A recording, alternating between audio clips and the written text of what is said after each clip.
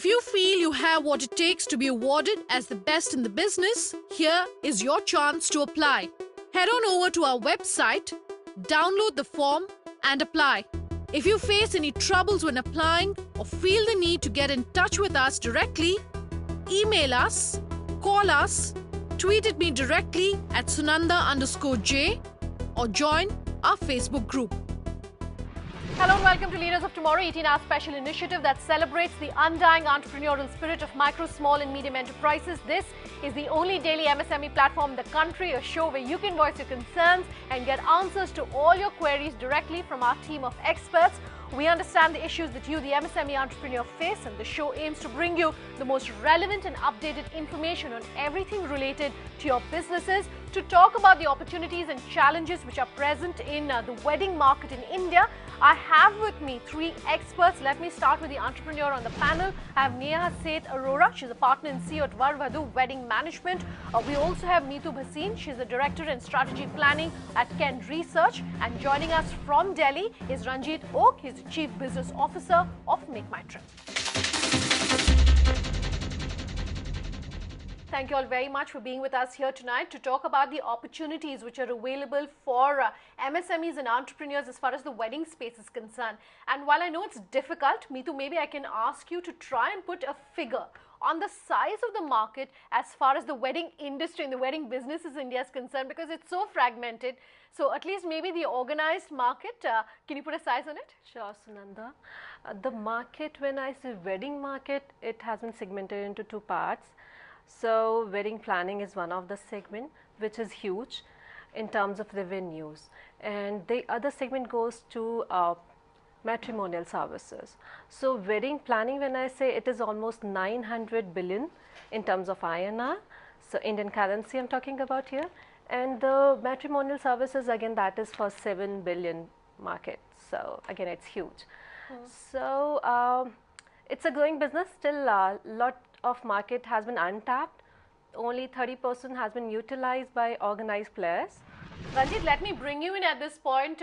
I do notice that you've, Make My Trip previously has said that hotels and packages will be one of the big revenue drivers for Make My Trip going forward. Talk to us about how the market has changed, what some of the trends that you've been seeing as far as the wedding market in India is concerned, and how much of your revenues from the packages and from the holidays business do you expect will come specifically from wedding related industries? So I think this is one of the segments that is growing very fast, and we don't kind of find out what percentage of our total business comes from wedding or honeymoon related packages. But suffice to say, all searches, online searches for theme-based packages, about 22% of those searches are for honeymoon packages. I mean, just last year, if I look at it, over 1 million unique visitors looked for a honeymoon package. So you can imagine how big this market is. And customers are now looking at very unique experiences, right from destination weddings down to unique experiences during honeymoons. They are becoming a lot more adventurous in the type of choices that they're picking up. So it's a fast growing market. Ranjit, you're talking about honeymoons, and even before you get to the honeymoon, of course, is the wedding process and the entire, the processes and everything that leads up to the wedding. And that's something, Neha, that you are quite familiar with. Maybe you can talk to our viewers about what exactly it is that Var Vadhu does. We're 9 years old in the industry. We've done a lot of destination weddings, a lot of one-day weddings. So we do the end-to-end planning, right from your wedding card to the logo to your decor setup, planning, destinations, your end-to-end service. So right from the start of the wedding to the honeymoon is what we help the clients with.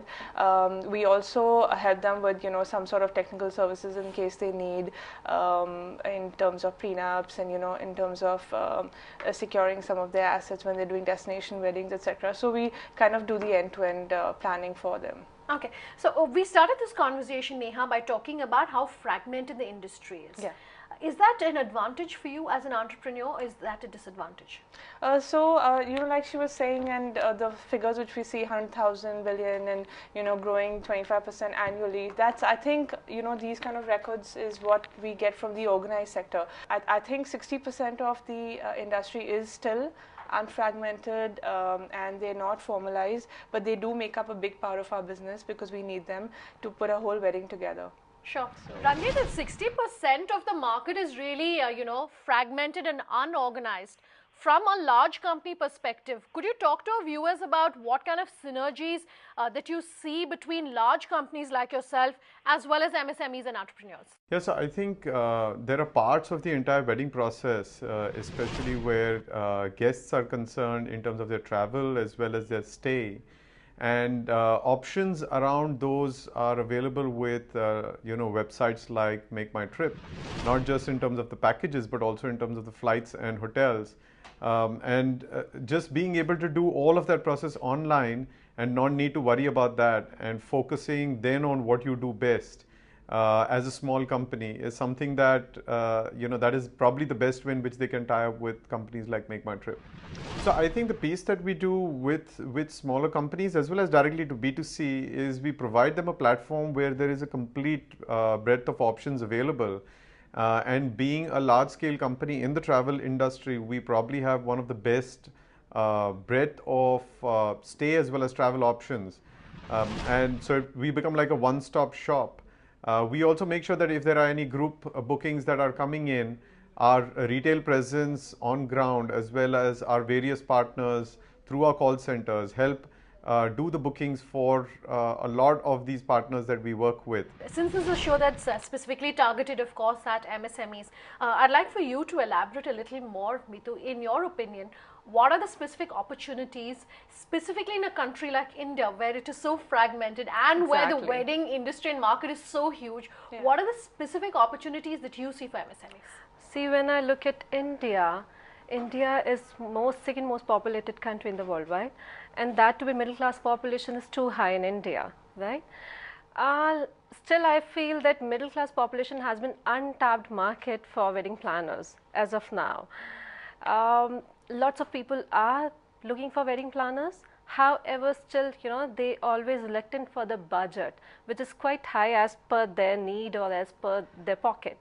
Does not allow them to spend that much. So what I feel that a company should come up with a concept like, I just liked Oyo Doom's concept when they targeted budget hotels, people who have limited pockets. So similarly, a wedding planner should come up with such a concept when they should organize this highly unorganized market, offering specific services for the middle class population with their limited budget. So most of the time what I've heard about wedding planners that they charge 10 to 11% out of the total budget, right? If I'm wrong, please correct me here.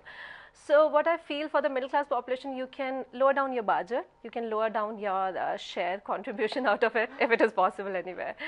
So this is what I feel that for the small scale companies which are emerging up in the wedding planning market, they should focus on middle class population, which is quite high in India.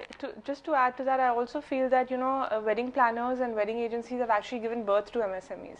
We have a lot of agents, because planning, there's some companies who do planning and there's some companies who do end-to-end, but we have sub vendors like the light guy, the sound guy, the florist, the fabricator, the cloth vendor. So we already giving birth to these kind of agencies which are becoming from no one to a small organization where they're billing and they're growing, we're growing, and they're growing because of us. And now with technology and social media and access to purchase, etc., they have direct access to us. Sure. So even companies like NGOs, where we're doing lots of gifting with the Khadi Bhandars, with the cane suppliers, with them. So I feel the wedding industry is actually giving birth and promoting a lot of MSMEs, and become very easy for them to do business with us because we are so easily accessible. Let's take a very quick break, in fact, at this point. We've been talking about the opportunities which are available as far as the wedding industries in India goes. On the other side, I also want to talk about what some of the challenges are and what our panel would recommend for our MSME viewers. Do stay tuned.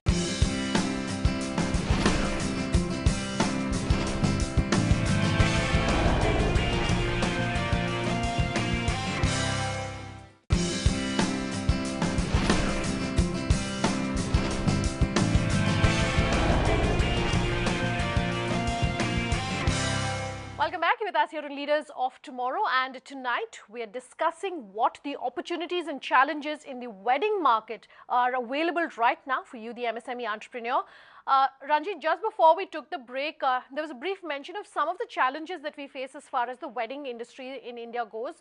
Let me ask you, in your mind, what is the biggest challenge? Is it regulatory? Is it, you know, the lack of finances? I understand there are a few companies now that are coming about which are offering finances. Is it lack of information? What in your mind is the biggest challenge? So, according to me, it would be the lack of information and just the synergies. I think, like the other panelist was mentioning earlier on, a wedding is a very, very big expense, and being able to get the synergies into a special occasion like this to make it really special is something that is a big challenge. I'm sure the wedding planners also go through that particular challenge. Fighting it together as an industry, coming together and doing something which is going to work for the customer is probably the best way to go. I mean, I can think of a new company that we've set up, or the new division we've set up called Right Stay, where we have alternate accommodation available. That would be a great idea, where we collaborate with the different players within the wedding industry to drive some synergy and make it easier on the pocket of the customers. So I see, you know, just the information and the synergy which leads to the customer experience as one of the biggest challenges. Rajit, one of the things that MakeMyTrip does, of course, and has done to differentiate itself, and the reason why we're seeing so much disruption in the market is because of technology. You've used technology to ensure that, you know, we're able to reach sections of the market that were perhaps untapped previously. Do you think talking about technology for MSME entrepreneurs is relevant? And if yes, what advice would you have for entrepreneurs about how they can possibly use technology even more? So I think getting connected and just going online so that you have availability as well as bookability online is critical for any MSME to kind of expand their business and reach out to a larger base of customers. A classic example is activities in different leisure markets that we reach out to, where the activity players now have started using technology to provide availability as well as bookability to players like MakeMyTrip, and make themselves suddenly available to a much larger base of customers across India. So I think just being available online and bookable online is probably the best way for you to scale your business. And maybe I should ask the entrepreneur herself how she's using technology. Do you use technology? Yes, absolutely. And how has it worked? I think it's one of the biggest trends in the last few years. You know, may it be decor, may it be setup, may it be entertainment, artists, activity, may it be the way you're using social media for your weddings. You know, everyone's on Instagram. You have your Instagram page, you have your post, you have your wedding website, you have your wedding concierge. So at every point in the wedding, if you have a 6 months lead time or a 1 year lead time, you're driving it with technology. You have your reminder checklist, you have, you know, everything going out on email, on social media, on these different platforms. There are a whole lot of apps which the couple use themselves, you know, to kind of get the wedding more exciting and to get people more involved. So that's obviously one aspect. And besides that, technology in terms of the back end as well, like, you know, our purchasing, our invoicing, our different softwares which we're using, our internal checklist to keep the clients going. So that's another part which we use technology. And obviously in our shows, you know, like 3D mapping and, you know, landscaping, and we're using technology right from the bride's entry to the exit, to creating mandaps, to, you know, doing visual impact. So there's a massive involvement of technologies and social media through weddings now, and that's a massive trend going forward as well. Meetu, Neha's talking about, for example, invoicing and bills, and I want to talk about GST and ask you, in your opinion, do you think that GST is going to be a big game changer, because all service industries are going to be impacted? Exactly. So do you think this is going to be basically a big the e-commerce platform that will be impacted? See, basically GST is beneficial. If I look into prospect of manufacturing sector, when the total taxes, whether it's service tax or whether it's CST or any other tax which was their VAT tax, so it was coming across 24%, 25%. So that was quite high. So now with the implementation of GST, it will be around 17 to 18%, which is a viable option. With respect to service sector, definitely, you know, end consumer will be affected. So if I talk about wedding planning industry, hotel industry will be affected definitely. Earlier the VAT tax was there, the service tax was there, the contribution was almost 15%. However, now with the implementation of this GST, almost 17 to 18%, which is proposed, so not yet decided, not yet finalized. So I won't comment much on this. Yes, definitely there will be an impact, but the impact will not be much. So it will be, anyways, it will be settled. If I take into consideration the case of Australia, when they implemented GST, that was in year of 2000. That time the Australian government, they specifically they set up people, certain people who will be watching the end consumer, whether they're getting affected or not. So for their benefit, if the prices are rising much on their part, so there was a panel to take a check on the price level so that the end consumer should not be affected. Similarly, I really feel that Indian government should adopt the same strategy if they are following with the GST. Yeah. Ranjit, what about you? What advice do you have for our viewers about how they should prepare for the GST? We're just coming up on the winter session. All indications are that we'll definitely see GST being pushed through. Yeah, so I think it's, I agree that we need to wait and watch what's going to be the final impact. I think for the end customers, if the pricing impact is significant, then they're going to start kind of pulling back from making spending on, specifically on this part of travel or stay, because it's a discretionary spend. We need to wait and watch what's going to be the impact on final customer pricing.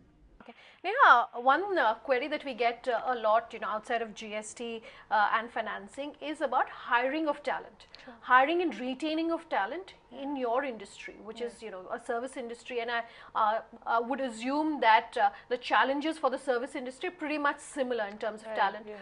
Do you have any advice for our viewers about how to find the right talent, how to, you know, retain them? So, you know, actually we are also as an organization trying to get very organized and corporatized in the way we function. For our employees, we actually have 2 appraisals in a year where we appraise them and motivate them so they kind of stay on. We do a lot of trainings for them, we do a lot of outdoors for them, we do a lot of a lot of out of town activities with them so they stay with us. Besides that, in terms of hiring, you know, when we hire people, we just feel that they're not very equipped to be wedding planners, because either they're coming from, you know, just a graduate degree, or they're coming from, you know, MBA, BBA, and, you know, different type of jobs. But, you know, that's when I'm not sure if you're aware that I also run a wedding academy. Where we thought that we could train these people so they're better equipped for getting better jobs, so they also get good jobs, and even the companies get good employees. So a lot of trained institutes like EMDI and the Wedding Academy is doing that, and hiring resources from that, I think, is the way to go. So that takes care of your resources who are there, and, you know, they're actually meeting your clients, so you need to be right up there when you're talking to the end customer. So that part, and retaining, with trying to do a lot of HR related activities to keep them going. But it is a massive challenge, because everyone who works for us after 6 months wants to start their own agency. They feel they can become wedding planners as well. So yeah, that is it's a continuous challenge. Okay, so a continuous challenge in terms of HR. I also want to talk about finance. A lot of our viewers write into us saying they're finding it difficult to raise finance, no matter what industry they're in. Do you have any advice about how possibly investors are looking differently at the wedding market now in terms of investments? Definitely. So there are, right now at this present era, there are many of the investors. There are type of segregation of investors. So angel investors are there. So basically, for a small company which has newly started up, in terms of wedding planning, so probably they can look for an angel investor. And what happens is, suppose she is running a wedding planning company, and the other person is running a matrimonial services. What I feel is that both the players should come together. So both the powers will be one, right? Instead of segregation in the market, they'll be just combined one, probably uniform market. So by doing this, probably revenues will merge up, probably investments will merge up, so that they should not look for the third party investor. Even if they want to, then probably by merging investors, it will be in the news, it will be in the online news, it will be in the print media. So obviously investors also look for the same. Right, so it's a win-win situation. A company is looking for an investor, investor is looking for the company. If company is known in the market, definitely investor will be happy to patch up or else merge with them, or else to invest some amount.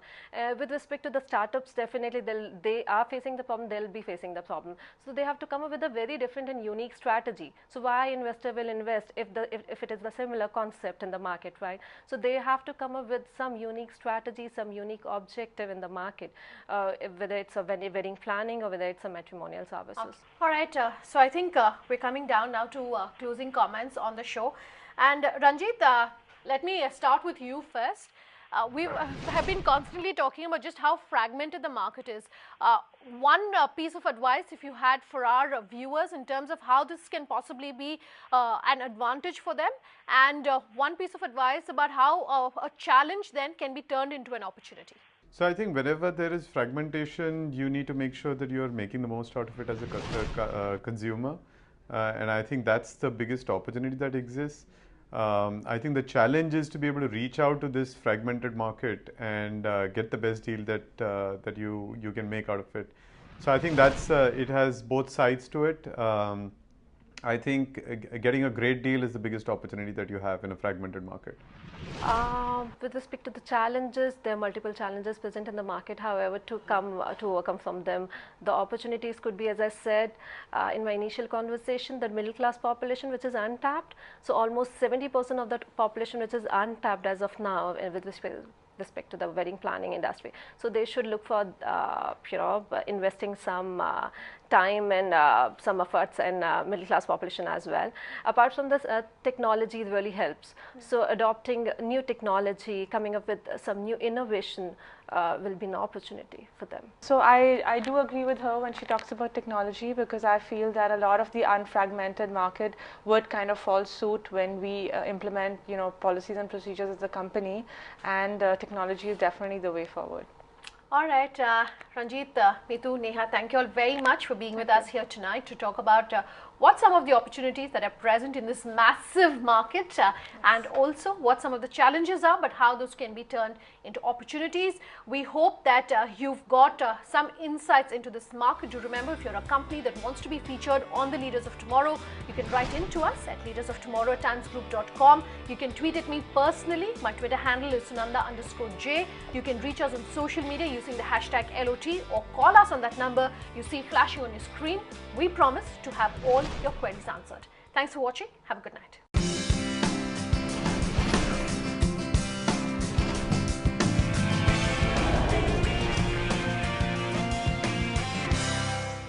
If you feel you have what it takes to be awarded as the best in the business, here is your chance to apply. Head on over to our website, download the form and apply. If you face any troubles when applying or feel the need to get in touch with us directly, email us, call us, tweet at me directly at Sunanda_J, or join our Facebook group.